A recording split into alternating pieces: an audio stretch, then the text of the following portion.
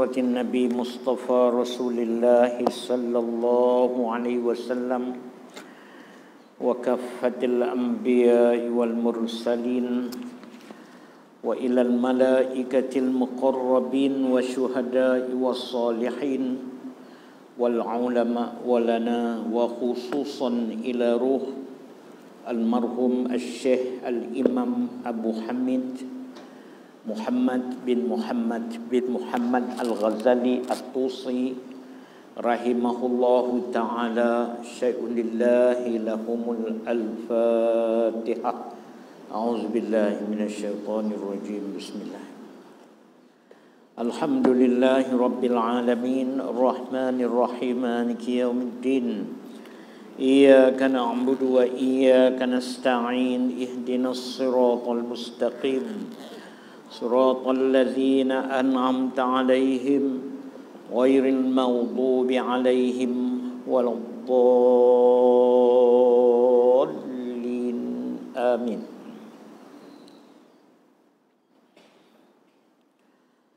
الحمد لله رب العالمين والصلاة والسلام على أشرف الأنبياء والمرسلين وعلى آله وصحبه أجمعين.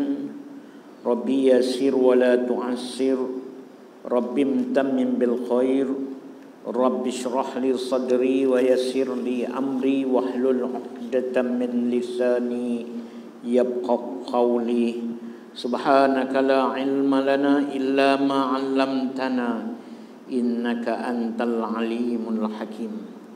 اللهم افتح علينا بحكمتك فتوح العارفين وانشر علينا برحمتك يا أرحم الراحمين. أما بعد. Assalamualaikum warahmatullahi wabarakatuh. Muslimin dan muslimat yang dirahmati Allah, syukur kita kehadrat Allah Subhanahu wa taala dengan limpah rahmatnya. Pagi ini seperti mana yang telah dituliskan di Lauh Mahfuz bahawa kita berjumpa di masjid ini tepat pada waktu dan masanya, maka berlangsunglah kudrat Allah membawa kita pagi ini ke rumah Allah ini dalam keadaan sangat baik, melakukan taat dan ibadat kepada Allah Subhanahu wa taala. Jadi saya diminta oleh Cikgu Isham datang ke majlis ini kerana Sahibul Fadilah Ustaz Helmi masih ada di Kuala Lumpur. Jadi kita tengok kitab yang ada kepada kita, kitab Arba'in fi Usuluddin. Saya tengok ada baki kitab ini satu bahagian lagi yang kita ada masa sebulan sekali dan waktu-waktu ada kelapangan kita boleh baca bahagian ketiga dan keempat daripada kitab ini. Mungkin kita boleh mulakan pada hari ini, iaitu bahagian ketiganya dalam hal membersihkan hati dan sifat yang tercela. Sebagaimana kita semua mengetahui bahawa dikatakan oleh ulama-ulama kita berlandaskan keterangan-keterangan hadis Nabi sallallahu alaihi wasallam, agama itu sempurna dengan 3 perkara. Pertamanya iman, keduanya Islam, dan ketiganya ihsan. Maksud di sini, ketiga-tiga perkara itu melengkapkan kesempurnaan kita dalam beragama. Imam Al-Ghazali rahimahullahu ta'ala dalam kitab Arba'in fi Usuluddin ini juga membariskan ketiga-tiga bahagian ini, yaitu bahagian iman, bahagian Islam dan bahagian ihsan. Dalam bahagian iman kita mendahului dulu dengan pengenalan kepada Allah, pengenalan kepada sifat-sifat bagi kesempurnaan Allah, dan juga berhubung dengan keimanan kita kepada Rasul dan rukun iman. Kemudian masuk pula bahagian Islam. Imam Ghazali menonjolkan kepada kita amal-amal ibadat yang zahir seperti sembahyang, puasa, zakat, haji. Kemudian soal jual beli, soal muamalat, soal hubungan kita sesama keluarga, hubungan kita sesama kenalan dalam Islam dan sebagainya. Yang semua itu terkandung di dalam hal-hal berhubung dengan Islam.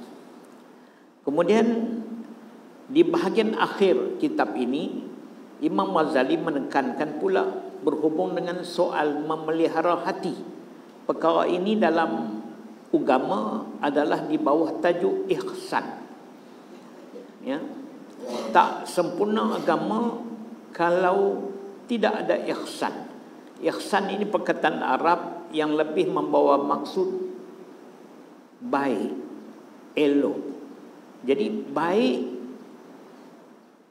iman kita baik, ibadat kita ini dengan membersihkan hati dan akhlak, maka tidak akan sempurna iman dan amalan ibadat dan sebagainya tanpa mengelokkan akhlak kita, hati kita, ketulusan budi, ikhlas kita kepada Allah Subhanahu wa taala.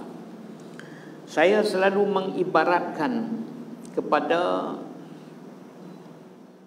saudara-saudara yang baru masuk Islam dan juga mereka-mereka yang diberi latihan lah dari kalangan saudara mu'allaf ini, bahawa yang saya ceritakan kepada mereka ini nak bagi mereka nampak perbandingan. Bukan serupa pun kita nak bandingkan agama dengan lain-lain, kerana agama ini adalah perkara yang sempurna yang datang daripada Allah Subhanahu wa taala. Tak ada bandingan dengan yang lain. Tetapi untuk menghampirkan faham, saya kata beginilah kepada saudara-saudara baru yang mengaji dan kursus kepada saya. Saya kata, cuba lihat sebuah kereta. Sebuah kereta itu dia lengkap dengan 3 perkara. Pertamanya enjin, keduanya body tu, badan tu, yang ketiganya aksesoris dia ataupun perhiasan dia. Tidak akan lengkap sebuah kereta tanpa ketiga-tiga ini. Yang mana paling mahal sekali dalam kereta ini? Sudah tentulah enjin. Dan inilah yang penting.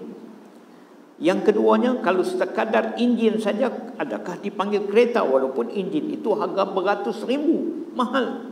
Enjin Porsche, enjin macam-macam lah. Tidak. Dia kena ada body dia, badan dia, baru nampak rupa kereta. Baik. Kalau enjin dengan body itu dah sempurna, nampak macam rupa kereta, tapi tidak dilengkapkan dengan aksesoris ataupun peralatan tambahan perhiasan pada kereta, tak sempurna kereta. Contoh seperti wiper pada cermin tu. Aduk sapu cermin bila ada hujan tu. Harga tak mahal mana pun pada kereta. Tapi kalau tak ada wiper ni sempurna tak kereta? Tak sempurna. Sebab apa? Sebab bila sampai hujan, driver kena berhenti tepi jalan, tak boleh nak lagi. Harga juta pun tak boleh nak pergi. Sebab tak boleh nampak di depan. Maka tak sempurna kereta tanpa aksesoris ini. Walaupun dia kecil. Misalnya. Jadi itu 3 bahagian dalam komponen kereta. Ni. Sekarang kita nak bercakap tentang agama dan juga kita kata komponen agama itu. Yang paling penting apa? Usuluddin, usul, asas agama tu, yakni ilmu tauhid, akidah kita. Ini penting. Sebab itu ilmu tauhid jadi ilmu fardu ain, benda yang tak dapat tidak. Wajib kita kenal Tuhan. Kalau tak kenal Tuhan, tak ada habuan bagi agama. Ibadat tak akan sah kalau seseorang itu tak kenal Tuhan. Macam mana nak kenal Tuhan? Itu kita kena mengaji ilmu tauhid.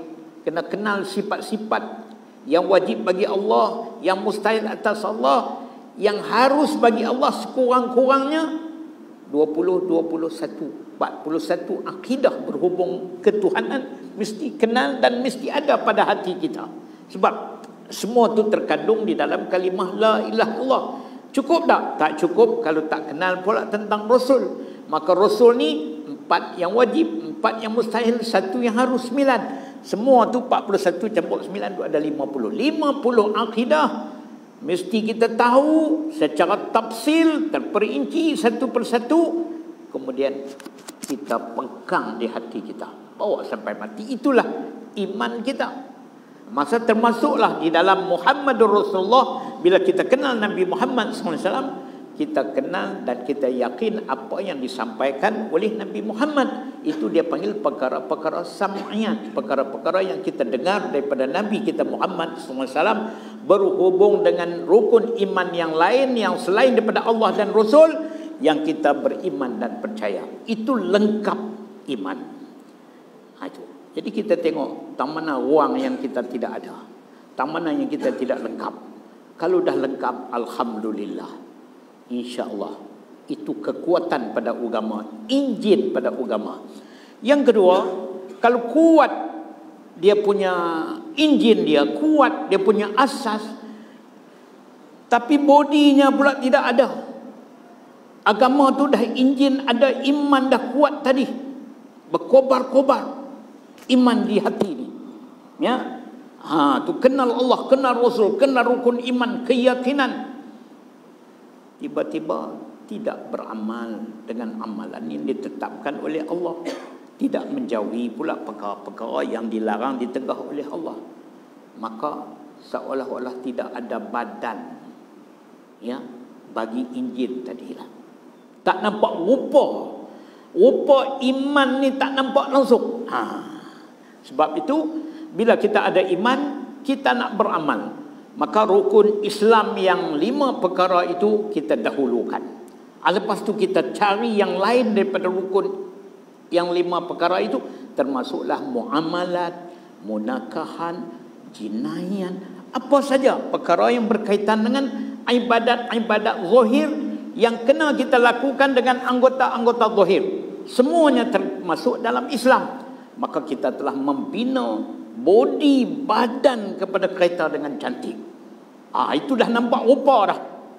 Kalau mula enjin tadi, siapa pun tak nampak kata rupa kereta. Sekarang kita dah rupa agama tu. Sekarang kita dah binakan dia punya rupa pada agama dengan amal-amal yang elok-elok.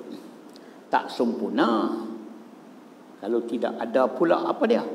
Aksesorisnya. Ya, itu perhiasannya. Lampu signalnya, cermin nak tengok belakang, cermin kanan kiri.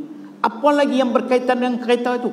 Kena pasang dia untuk mencantikkan kereta dan mengelokkan sehingga dinampak lebih sempurna.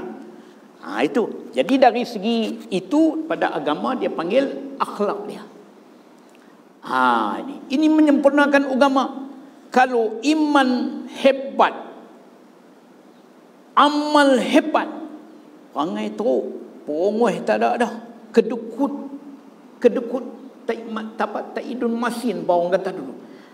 Elok ke agama? Tak elok agama sebab apa? Aksesoris tak cukup. Jadi biar kita nampak bahawa kita nak sempurnakan agama. Saya tengok cara Imam Ghazali membawa kitab Arba'in fi Usuluddin ini, nak bagi tahu kat kita ada 40 pokok asas agama, 10 berhubung dengan keimanan, yakni Injil dia tu. 10 lagi berhubung dengan amalan-amalan tentang yang kita sebut tadi, solat, puasa, zakat, haji, muamalat kita, perkahwinan kita, sedekah kita, segala amalan 10. Dan 20 lagi Imam Ghazali tekankan berhubung dengan akhlak, budi pekerti, hati, membersihkan hati daripada segala kekotoran. Kerana ia adalah perkara agama. Dari mana hasil yang kita dapat pelajari bahawa ketiga-tiga ini adalah perkara agama? Terkandung dalam hadis Nabi sallallahu alaihi wasallam. Kalau kita baca hadis sahih, kita baca hadis arba'in fi usuluddin, ya, itu hadis bagi yang dikumpulkan oleh Imam An-Nawawi rahimahullahu taala dalam kitabnya.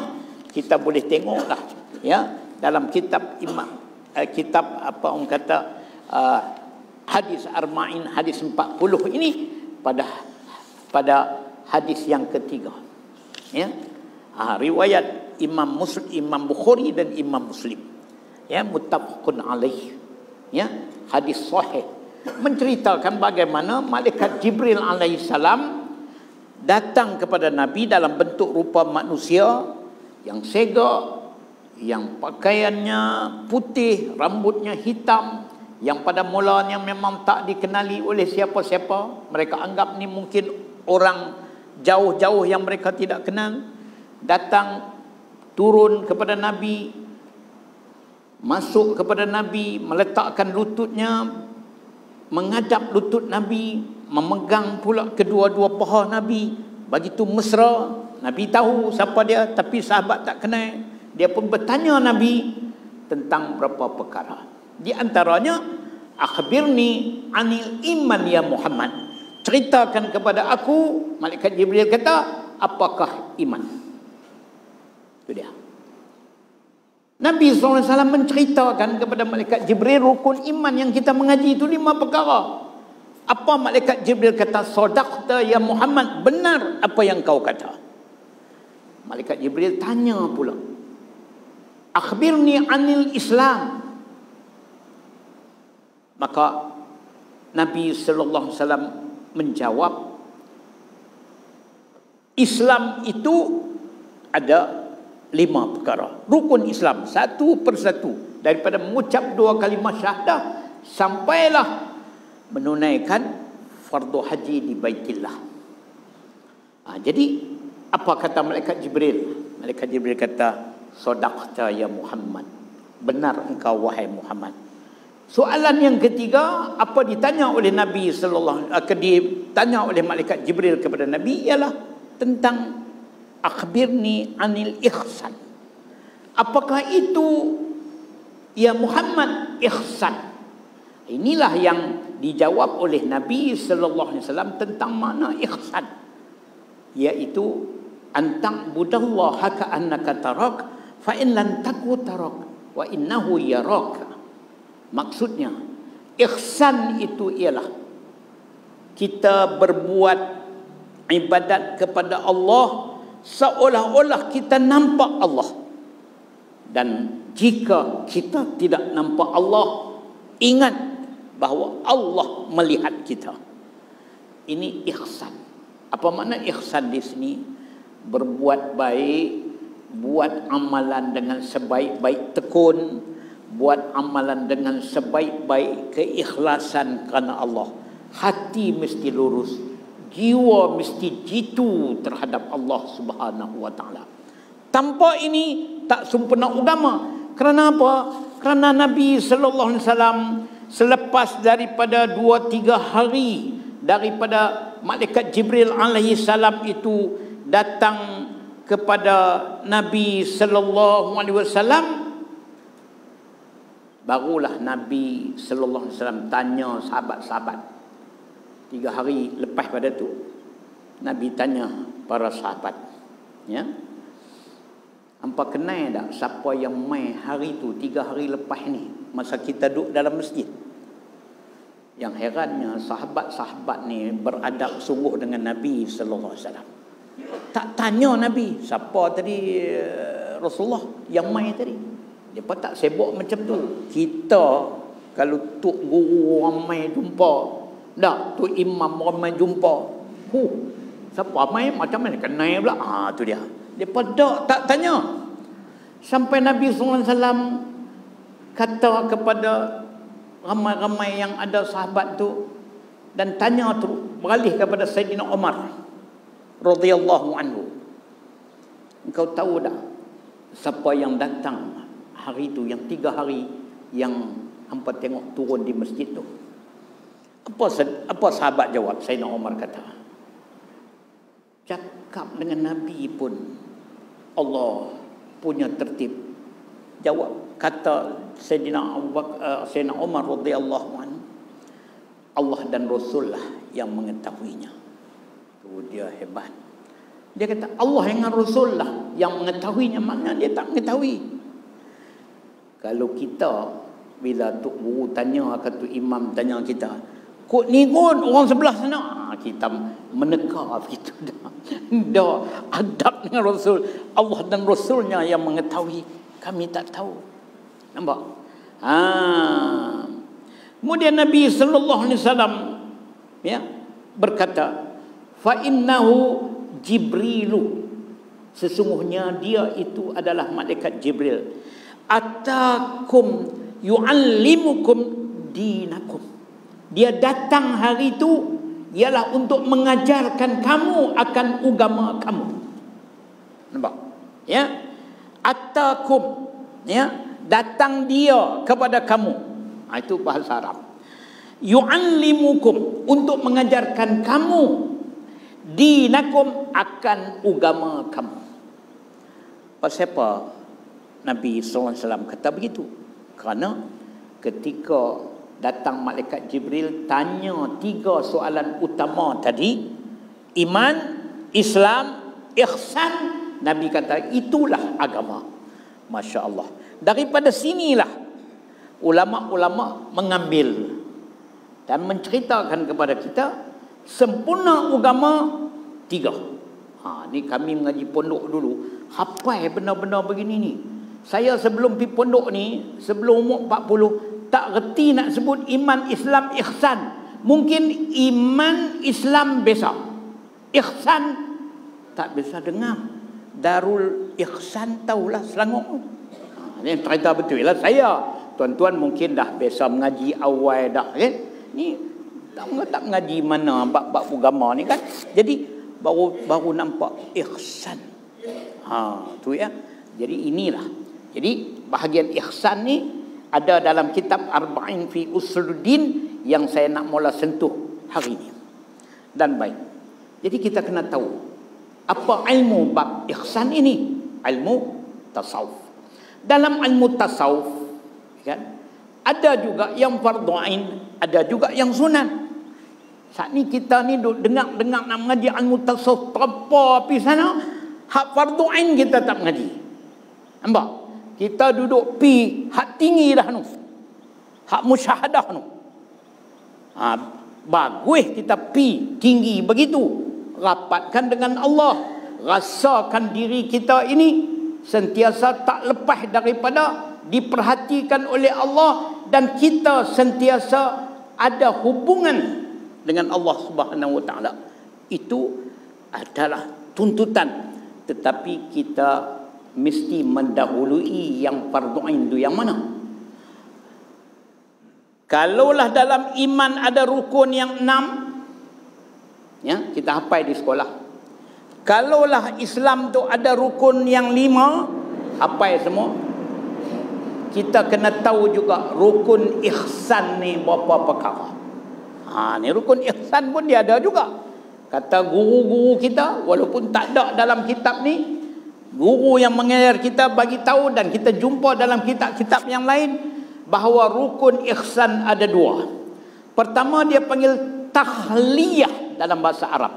Tahliyah, ta kha lam ya ha. Tahliyah. Ya, bubuh tasydid, bubuh sabdu di atas dia tu. Tekan sikit. Tahliyah. Apa maknanya rukun yang pertama tahliyah ini? yakni membersihkan hati.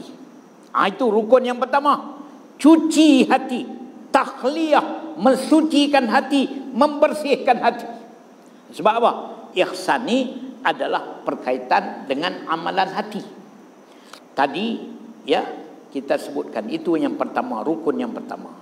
Rukun yang kedua bagi ihsan ialah dipanggil tahliyah, bukan tahliyah, tahliyah. Ha pedah. Ha pedah. Ya, orang mengaji tajwid depa tahulah ha pedah. Ya. Ta ha ha itik nila tu, ya. Ta ha lam ya ha, tahliyah. Apa makna tahliyah? Dalam bahasa Melayu artinya menghiaskan hati. Tadi menyucikan hati, ni menghiaskan hati. Tu.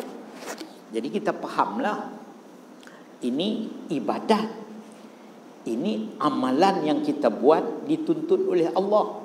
Benda ni juga disebut di dalam Al-Quran. Jadi satu keperluan kita bersifat dengan sifat-sifat hati yang mahmudah, hati yang dipuji, dan membuangkan segala sifat hati yang mazmumah, yakni yang dikeji, yang dicela oleh Allah. Ini perkara satu bahagian daripada agama. Jadi kalau kata tak mau mengaji ilmu tasawuf ni, dulu masa saya duduk di Kuala Lumpur, duk baca kitab-kitab tasawuf, minat masa tu, ya, adalah guru baru-baru duk hurai-hurai, tapi minat sangat nak mengaji, bagi kat kawan, recommend, suruh baca kitab tasawuf, menyejukkan hati, ya. Tapi kawan kata, tak berani ni, kami bila dengar tasawuf minta maaf, kami takut isin.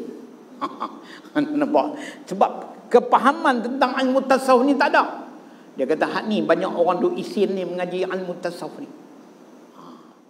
Silap yang sangat besar. Sebab asas pengenalan kepada agama itu tidak ada. Ya? Jadi dia kata, oh, hak ni ilmu tinggi. Tidak. Dia juga merupakan asas kepada agama, iaitu dalam membersihkan hati. Baik. Jadi Alhamdulillah, saya cerita gambaran dulu supaya kita dapat tahu selama kita duduk sini kita akan memberatkan tiga perkara. Iman, ya, dengan ilmu tauhidnya, dengan amalan akidahnya. Islam dengan ilmu fiqahnya, dengan amalan segala anggota-anggota zahir kita dalam pelbagai bidang. Pelbagai bidang ni biasanya dalam ibadat ni, dalam hal Islam ni dia terbahagi 4 lagi. Ya, Islam ni kita kadang-kadang duk tengok ibadat saja. Kadang-kadang kita duduk baca tentang rukun Islam tu saja, duk ingat Islam takat 4 tu saja, takat 5 tu saja. Mengucap 2 kalimah syahadah, kemudian solat sehari semalam 5 waktu, berpuasa di bulan Ramadan, mengeluarkan zakat, menunaikan haji di Baitillah bagi mereka yang mampu sampai di sana. 5 ni saja. Kadang-kadang setengah orang, bila dia balik Mekah, dia habis-habis ni Alhamdulillah. Tapi jangan pula dia kata aku merdeka dah, Alhamdulillah, selesai dah duk baca 5. Tak. Islam bukan 5 tu saja. Kita kena faham ni. Islam ni dia ada 4 bahagi. Ya. Pertama, ibadat. Ibadat ni kita ambil hak rukun Islam tadi. Ibadat. Hak tu kewajipan yang kita mesti tunai antara kita dengan Allah. Ya. Tu. Yang kedua, dalam Islam tu dia panggil muamalat. Bawah pada ibadat tu muamalat. Ini wajib kita laksanakan. Muamalat terlibatlah dengan urusan jual beli, urusan pinjam meminjam, sewa menyewa. Ini semua ni ada kaedah Islam. Sebab tu jual beli ada rukunnya, ya. Tu. Jadi kita kena mengaji sikit kalau kita dah sampai tahap berjual beli. Sampai dah walaupun tak jadi peniaga, kita jadi pembeli. Adakah kita berlafazkan jual beli ke kita beli? Itu semua keberkatan bagi benda yang kita buat. Begitu. Ini dia panggil muamalat. Dua. Begitu juga soal muamalat ini, hubungan kita dengan keluarga kita, hubungan kita dengan jiran-jiran kita, hubungan kita dengan orang Islam yang tak kenal kita, semua ada di dalam hal muamalat. Imam Ghazali cerita di dalam bab Islam dalam kitab Arba'in fi Usuluddin ini. Baik. Yang ketiga, dalam Islam bab fiqh membicarakan bab munakahat. Apa munakahat? Nikah kahwin. Ini. Ya. Nikah kahwin, hukum nikah. Kan? Kemudian dah menikah, tanggungjawab suami, tanggungjawab isteri. Soal menjaga kerukunan rumah tangga. Kemudian kalau ada pergeseran di dalam itu, ada kaedah-kaedahnya. Itu dia. Kalau dah bercerai, ada dia punya rojoknya. Ada idahnya. Macam-macam dalam tu. Kena jaga. Ini kita wajib ngaji kalau kita dah menikah. Kalau tak mau menikah, tak apa. Tak mengaji tu. Tu. Tapi menikah saja mesti ada. Bukan takat kursus hak yang sehari kursus sebelum akad nikah tu. Itu tak cukup. Ya? Tanggungjawab isteri kepada suami, suami kepada isteri. Banyak tu. Nak kena mengaji dalam kitab. Ya? Tu. Dan satu bahagian lagi yang ada di dalam Islam, ada dalam kitab fiqh yang ada jadi tanggungjawab kita secara bersama, iaitu hal jinayat. Ni. Ada orang kata, kami tak pernah jumpa kitab. Dia kata, saya duduk pondok 10 tahun tapi tak pernah jumpa kitab ni. Dia mengaji tak habis lah. Dia tak mengaji tak habis. Sebab jinayat ni sebahagian daripada hal Islam yang turun hukumnya oleh Allah dalam Quran, ada dalam hadis Nabi sallallahu alaihi wasallam. Keperluannya mematuhi oleh pemerintah, oleh pentadbir negara, oleh kita sebagai rakyat. Ada bahagian kita yang akan ditanya oleh Allah tentang mendirikan hukum hakam jinayat Allah ini. Masya Allah. Jadi sebab kita biasanya benda-benda ni tak ada orang nak mengajar. Bila tak ada mengajar, kita pun tak tahulah. Ya? Apa hukum-hukum yang ada di bawah Islam. Qisas. Qisas, bunuh balas. Cedera orang. Ya, hakim mesti tetapkan, mesti dicederakan sama dengan hak yang dicederakan. Itu soal pentadbir negara mesti melaksanakan. Itu dia panggil qisas. Kalau ada ahli keluarga yang kena cedera itu, yang kena dibunuh itu, memaafkan, maka ada satu lagi alternatif yang boleh dibuat, iaitu bayar diat. Ya, untuk mengeluarkan hukum bunuh itu boleh dibayar diat dengan cara keluarga mengampunkan pesalah. Begitu. Itu ada kaedah dia. Lepas pada tu hudud. Jangan duk main. Jangan kadang-kadang ni dulu banyak orang tak tahu bab-bab ni kan. Main-main. Dia kata kalau nak makan sup tangan pi negeri Kelantan lah. Pasal apa? Kelantan nak buat undang-undang Islam. Kita dengar sedih ya masa tu kan. Tapi mujuklah perkara-perkara hudud ini masih di dalam perkara-perkara yang halusi dalam agama.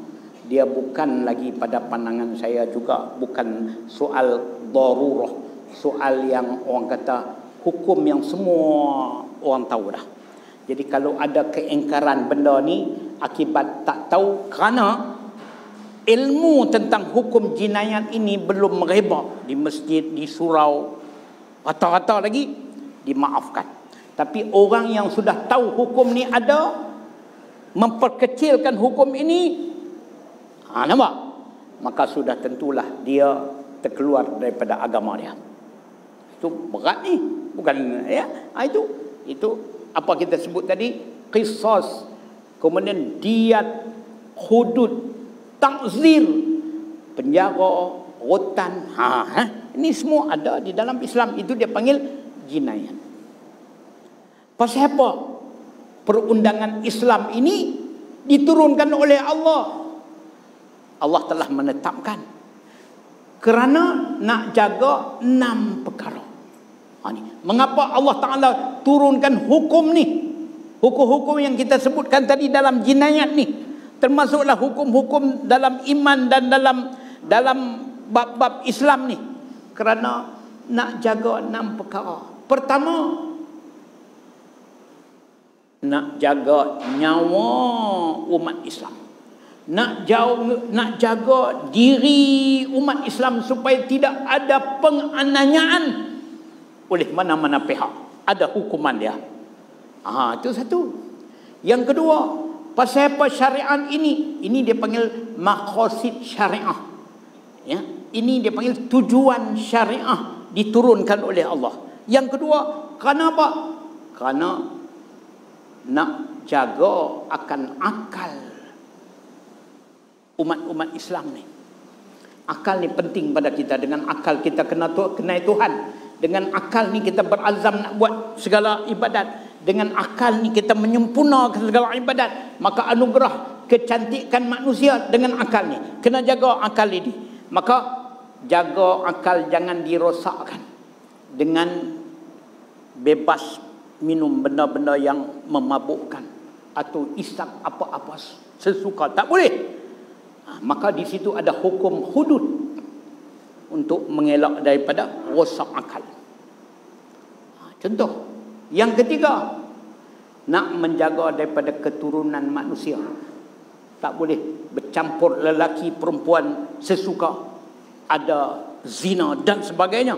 Maka hukum hudud di situ mesti dilaksanakan.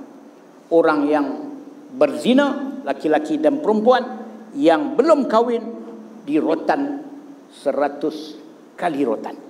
Orang yang biasa dah kahwin, ya, berzina, maka direjam dengan batu sampai mati. Semua ni hukum Islam. Hukum Islam. Kita kena tahu apa tanggungjawab kita.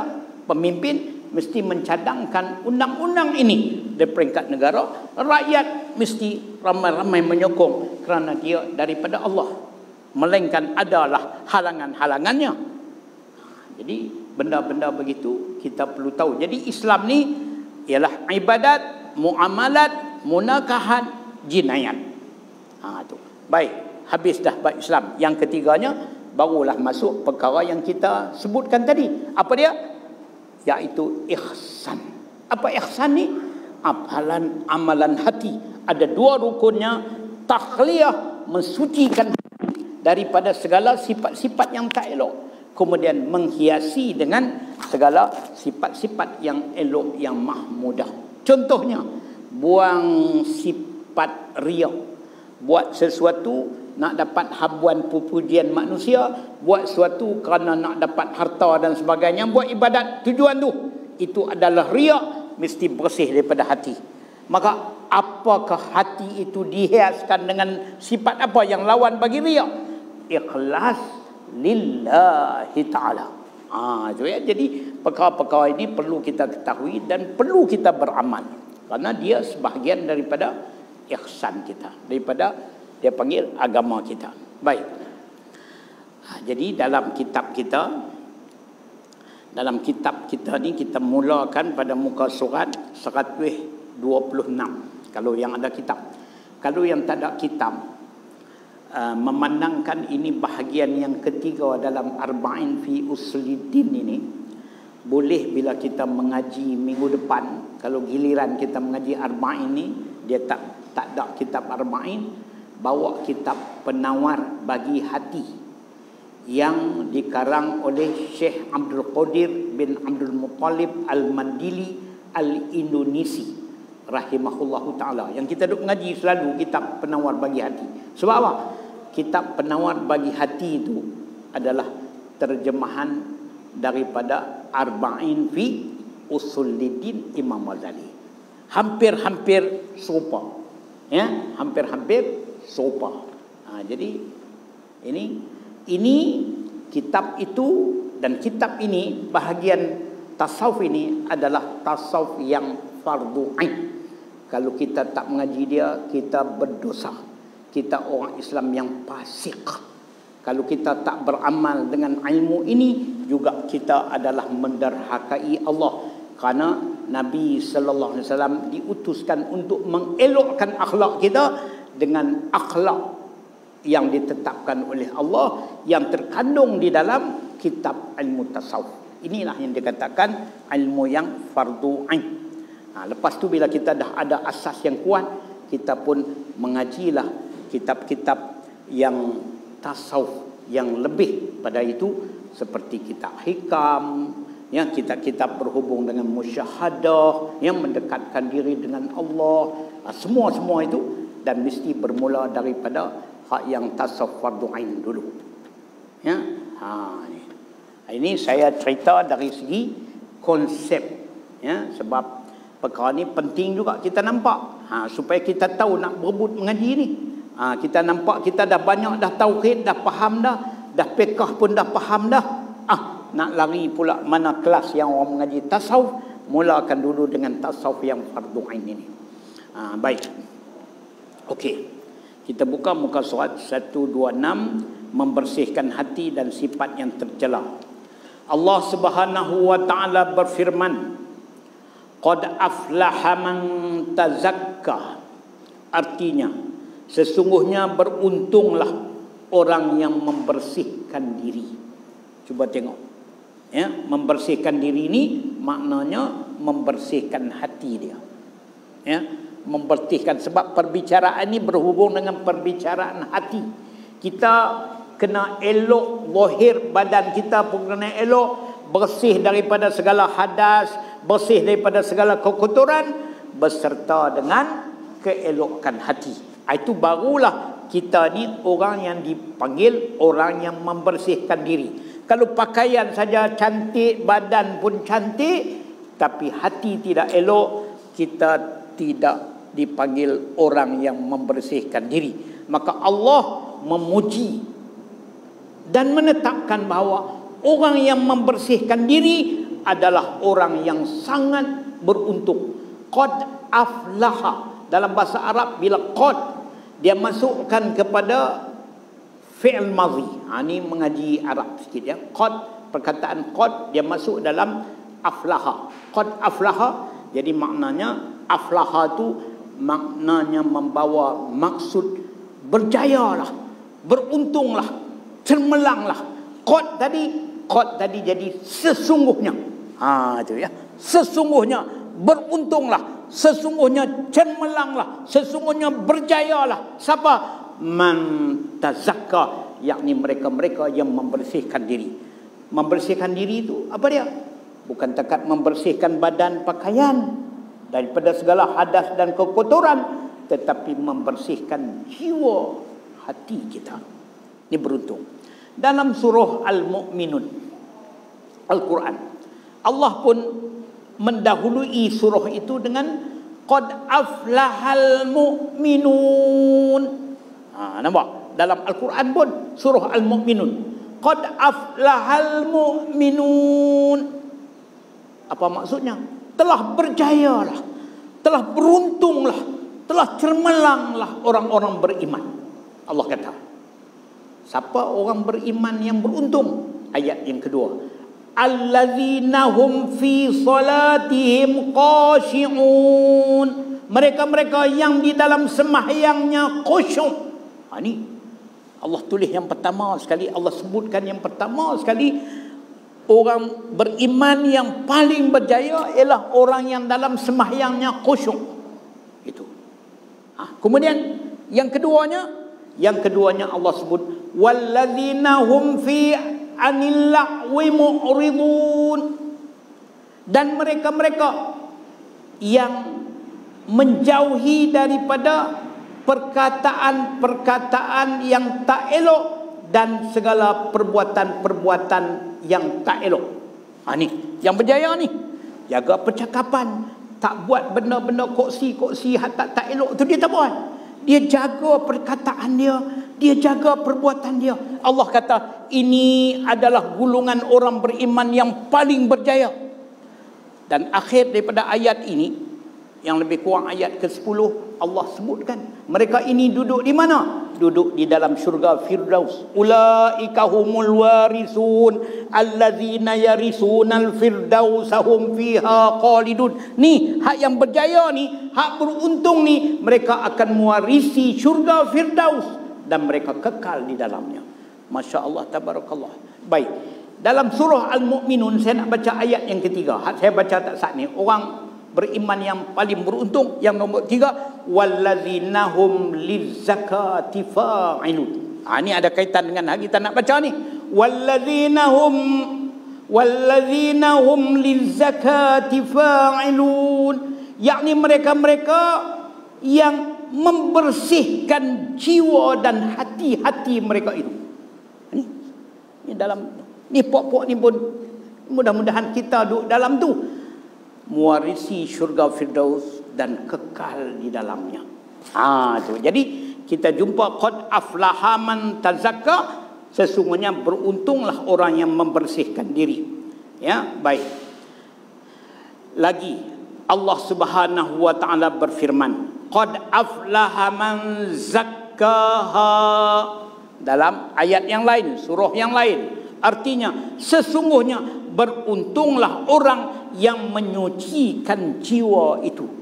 Masya Allah, tabarakallah. Kata Imam Ghazali dalam kitab Minhajul Abidin, ya, kita mengaji dan kita pun mengajar kitab ini. Dalam kitab Minhajul Abidin, Imam Ghazali menyebutkan pasapa di antara orang beriman ni dia tak jaga bab nak menyucikan hati ni. Padahal bab-bab anggota zahir ni dia jaga sungguh. Semayang, puasa, nampak? Zakat, haji. Tapi pasal apa dia tak jaga bab hati dia yang diperintahkan oleh Allah dalam Quran yang sama, yang diperintahkan semayang, puasa apa? Pasal apa? Tak dijaga hak tu. Pasal duk jaga hak ni saja. Imam Ghazali sebut dalam kitab Minhajul Abidin kerana orang-orang ni dia duk jaga amalan zahir sebab hak tu orang duk tengok semua. Ini Imam Ghazali kata hak tu pasal orang duk tengok, tetapi dalam hati orang tak nampak. Apa yang dia peganglah hati dia berhubung dengan hati yang tak elok, orang tak nampak. Tapi dia lupa bahawa Allah melihat, Allah Maha mengetahui. Kata Imam Ghazali, kalaulah dia orang boleh nampak apa kelakuan hati dia, yang dengki ke, yang sombong lah duk nampak dalam hati, Imam Ghazali kata nescaya dia tidak akan bersikap begitu malu ke orang. Nampak? Jadi Imam Ghazali menyebutkan begitu. Tapi ingat, Nabi SAW dah menyebutkan kepada malaikat Jibril, ihsan itu ialah antak budallaha ka'annakan tarak fa in lam takun tarak wa innahu yaraka.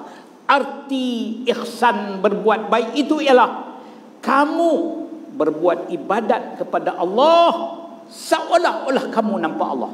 Macam mana kita nak buat ibadat seolah kita nampak Allah? Seolah-olah kita tak akan nampak Allah di dunia ni. Maknanya kita kenal Allah yang maha agung, yang maha sempurna, yang maha besar. Kalau kita buat di hadapan Allah, pastilah kita buat dengan tekun dan pastilah dengan ikhlas kepadanya saja. Itu maksud.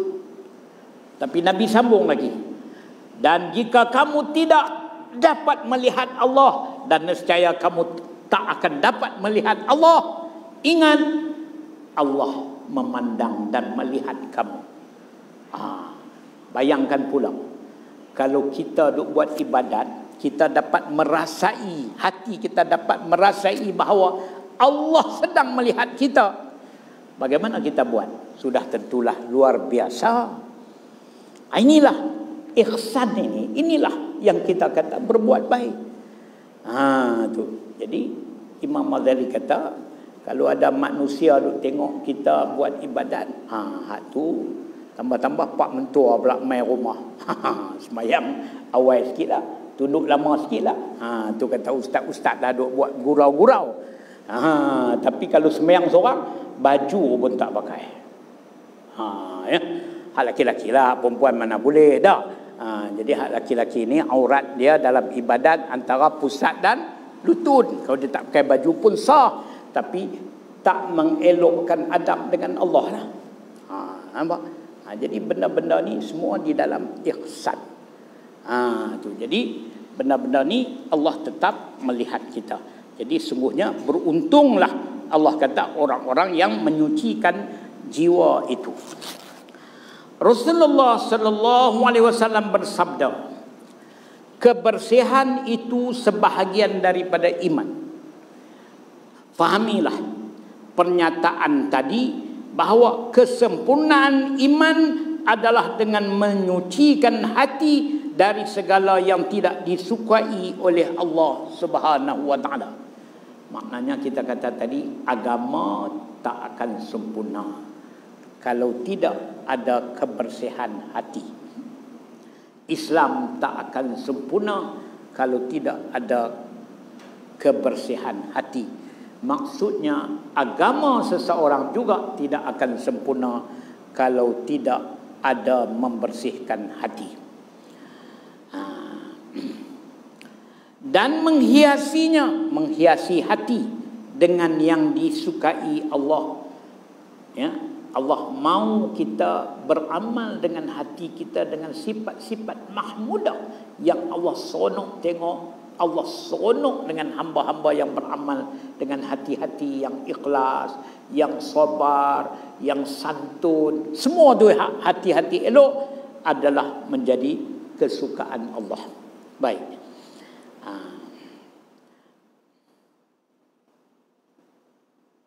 Bagaimana mungkin, kata Imam Ghazali, seseorang boleh melakukan penyucian? Macam mana dia nak melaksanakan rukun ihsan ni? Iaitu tahliyah, menyucikan. Sedangkan dia tidak tahu najis dan kotoran. Macam mana dia nak bersihkan kalau dia tak kenal akan najis dan kotoran hati? Mungkin hak kotoran zahir dia tahu. Hak ni najis mughalladhah, dia mengaji tu. Hak ni najis mutawassitah, hak ni najis muqaffafah.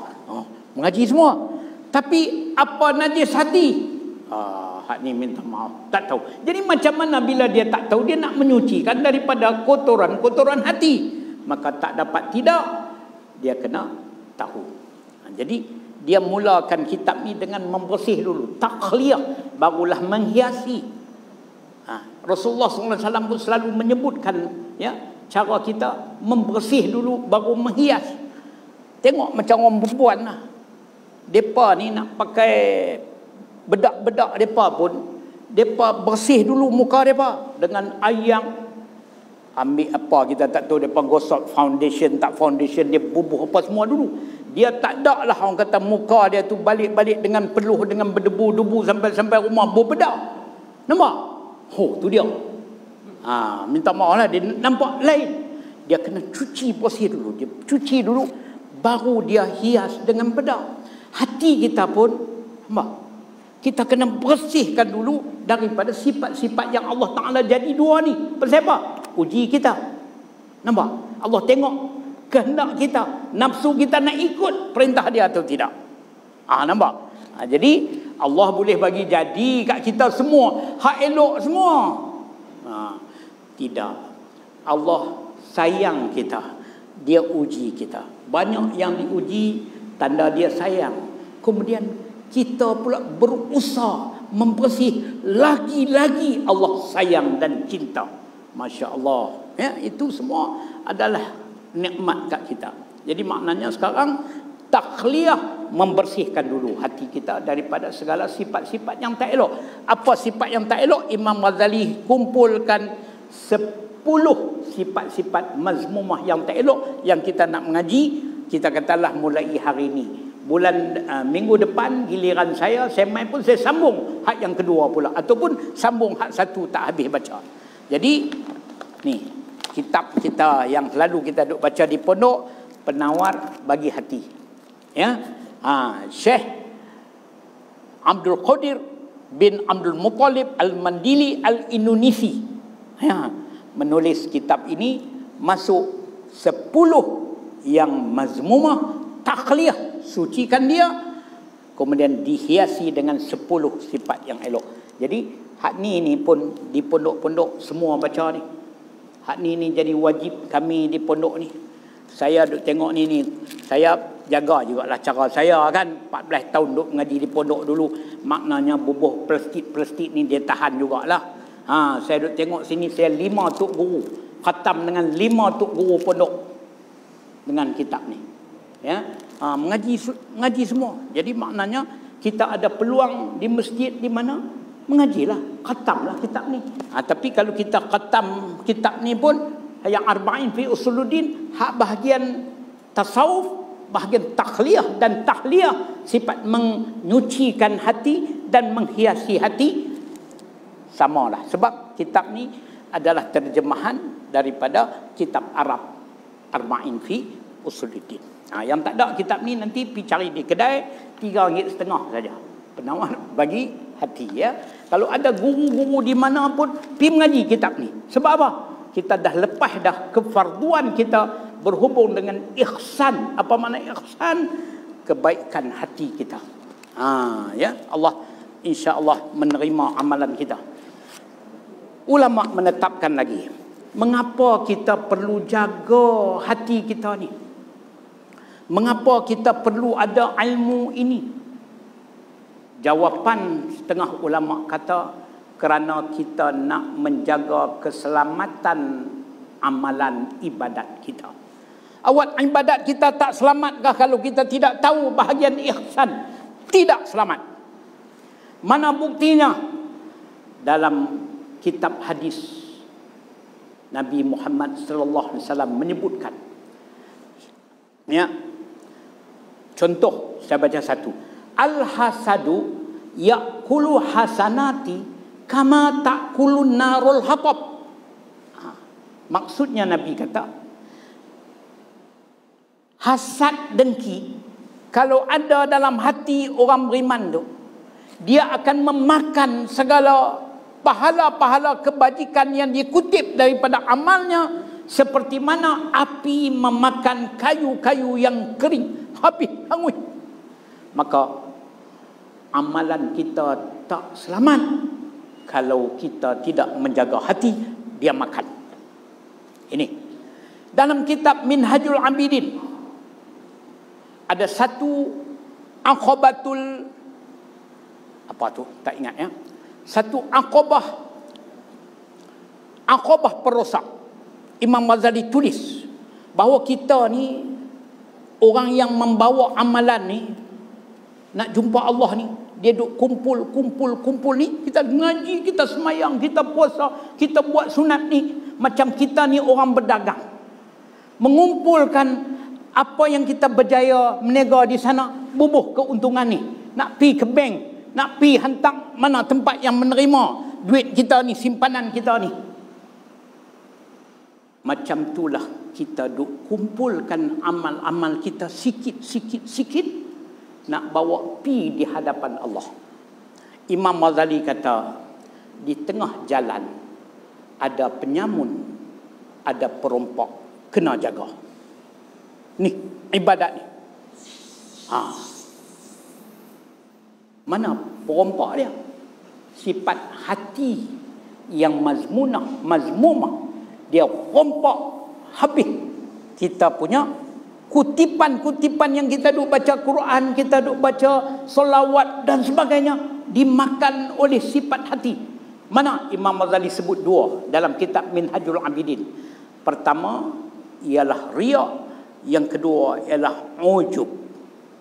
Ini ada dua penyakit hati yang besar yang ada dalam kitab ni. Dia tak sebutlah 10. Imam Ghazali kata padan dengan dua ni lah, Dua ini merupakan penyamun di tengah jalan. Kita duk kutip-kutip kerana kita tak buang sifat ni, dia makan kat kita. Akhirnya kita berdepan dengan Allah, tidak ada apa di tangan kita lagi kerana disamun oleh dua sifat hati kita.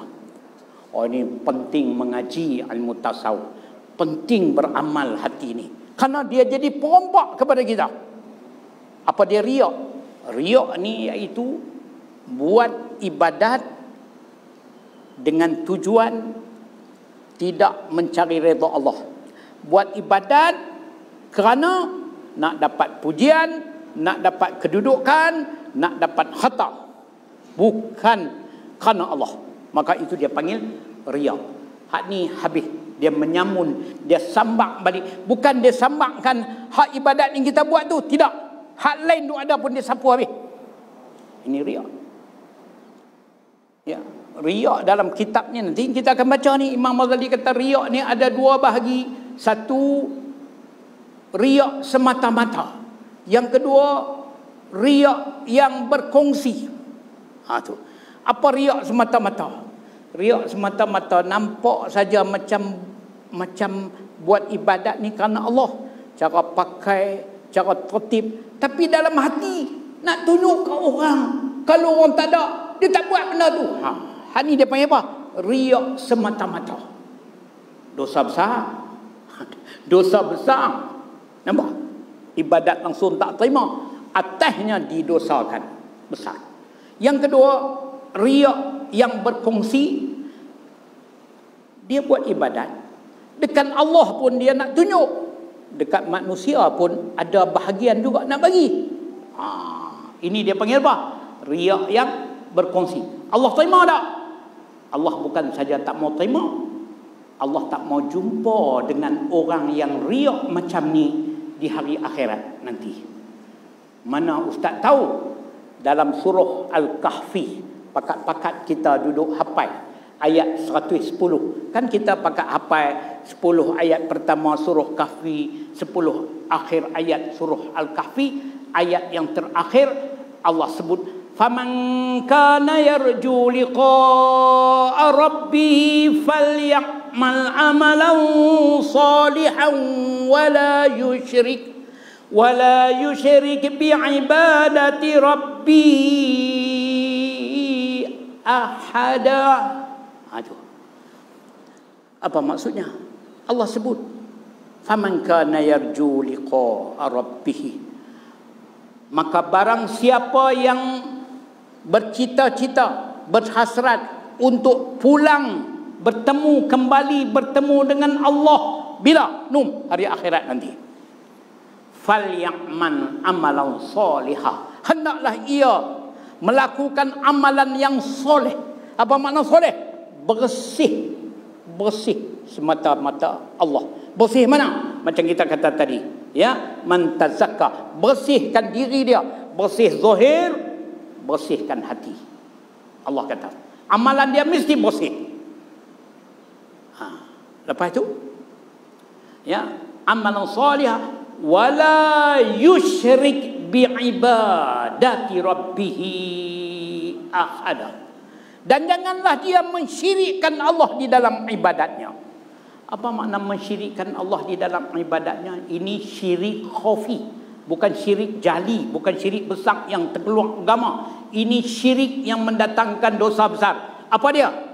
Mensyirikkan ni maknanya menduakan Allah. Ke Allah dia nak tunjuk ibadat dia, ke manusia pun dia nak tunjuk juga. Allah kata, tak ada harapan nak jumpa aku lah. Pi minta, betul lah. Dalam hadis Qudsi Nabi SAW cerita bahawa bila mai ke hari akhirat nanti di padang mahsyar, berduyun-duyun nak bertemu dengan Allah, nak minta ihsan, nak minta tempat duduk yang elok. Allah kata, ni puak-puak ni dulu hampa buat amal bukan untuk aku, hampa buat untuk si anu ni anu, hampa pi cari di sini, pi cari depa di sini, bagilah, mintalah kat depa. Aku tak ada, hampa tak bagi kat aku, hampa bagi kat sana. Masya-Allah, tak takutkah kita? Ini apa dia kekuatan dia sini? Membersihkan hati. Itu bila itulah mengaji tasawuf ni ialah nak jaga hati ni. Pasal apa perlu kita jaga hati? supaya kita dapat beramal dengan amalan-amalan yang ikhlas kepada Allah. Yang kedua, untuk amalan-amalan zahir terjaga tak dimakan oleh penyakit-penyakit hati. Itu ya. Itu dalil-dalil yang kita boleh cerita. Baik.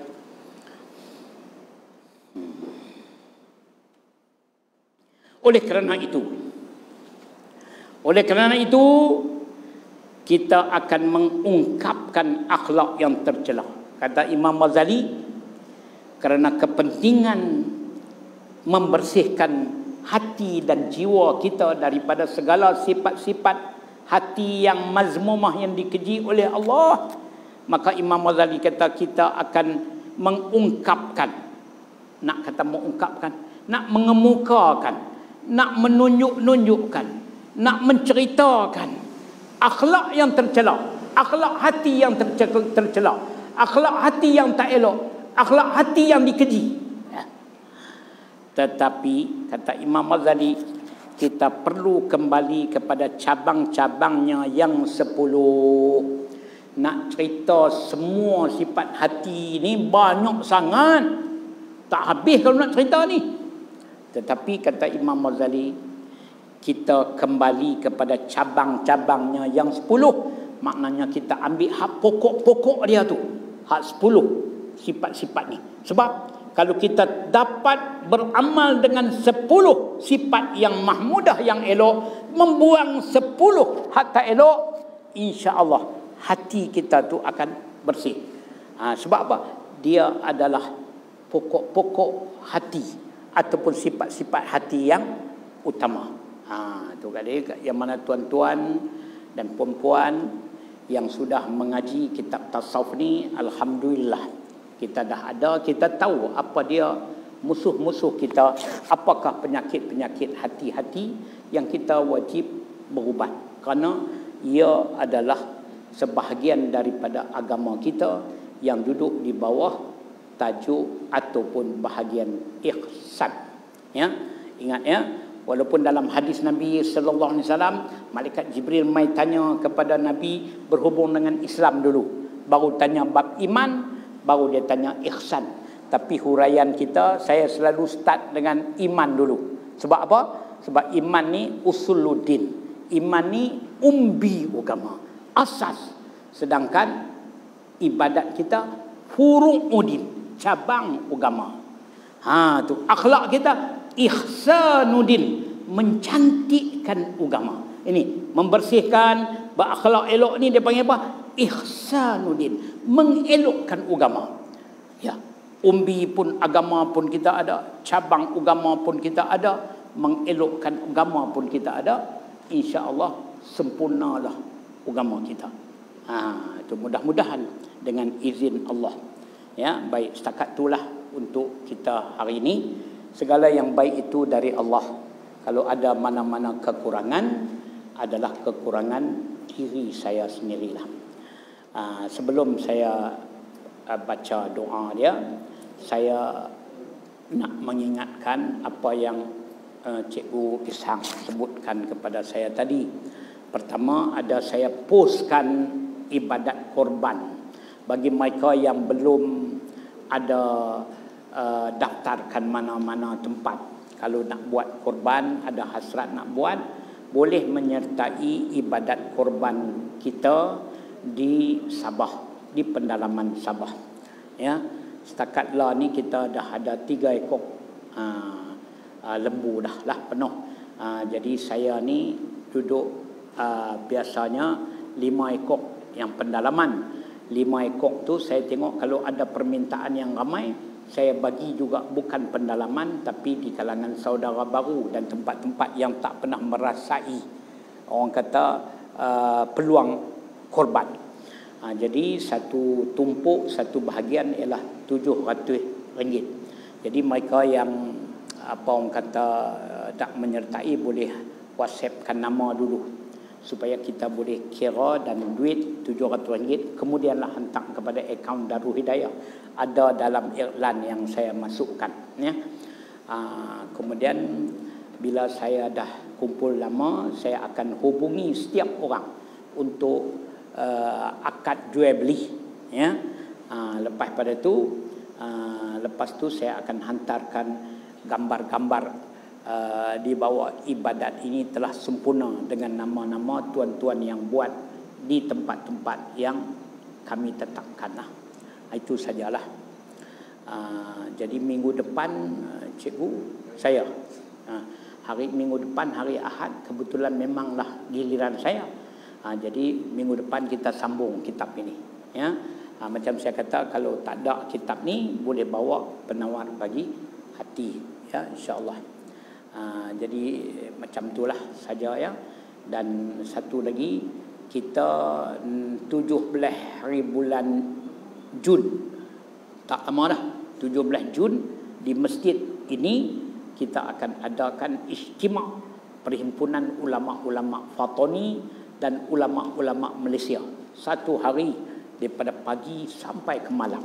Dan kita isikan program itu dengan kuliah, dengan tausiah daripada ulama-ulama yang telah disusun. Ini melibatkan saya, melibatkan Cikgu Ishak, melibatkan Ustaz Helmi, ya, melibatkan ramai-ramailah, ya. Yang mana program ini tuan-tuan dan puan-puan ingat tarikh tu hari Sabtu daripada pagi. Ada peluang dia. Ni peresmian pun kita akan buat dalam dewan masjid ini, ya, di mana ulama berhimpun, ya. Kemudian ada jamuan yang kita sediakan dalam kemah-kemah, ya, secara percuma, sebab kita pun ada juga nak kutip derma bagi pembinaan Masjid Syekh Daud Al-Fatani di Fatani, ya. Jadi jangan lupa tarikh tu. Kalau nak berjalan pun tangguh satlah 17. Kecuali lah yang nak pergi ke Mekah tu, selamatlah menunaikan haji dan umrah. Mudah-mudahan dapat haji yang mabrur, insya-Allah. Bismillahirrahmanirrahim. Alhamdulillahirabbil alamin. Wassalatu wassalamu ala asyrafil anbiya'i wal mursalin wa ala alihi wa sahbihi ajma'in. Allahumma 'allimna ma jahilna wa zakkirna ma nasina. Rabbi faqihna wa faqih ahlana wa qarabatin lana fi dinina wa hasbunallahu wa ni'mal wakil wa la hawla wa la quwwata illa billahil azim walhamdulillahi rabbil alamin. Taqabbalallahu minkum minna minkum taqabbal ya karim.